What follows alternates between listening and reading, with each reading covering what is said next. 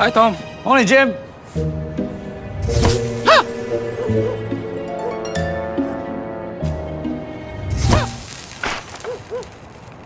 Jim?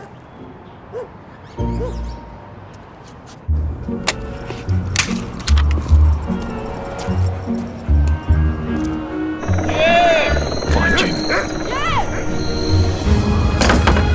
I can't believe he's gone.